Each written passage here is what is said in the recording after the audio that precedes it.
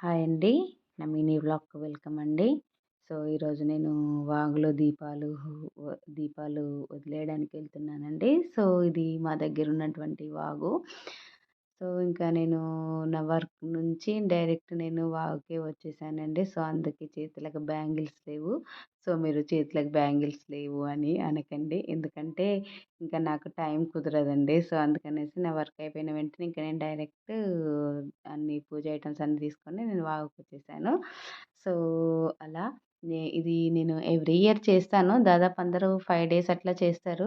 కానీ నాకు కుదిరిన రోజు మాత్రమే నేను ఆ 5 డేస్‌లో నాకు ఏదో ఒక రోజు కుదిరితే ఆ ఒక్క రోజు ఎళ్లి నేను చేసుకొని వస్తానండి. సో, నేను ఎళ్ళే వరకంటే ఇక్కడున్న వాళ్ళు అందరూ పూజ చేస్తూ ఉన్నారండి.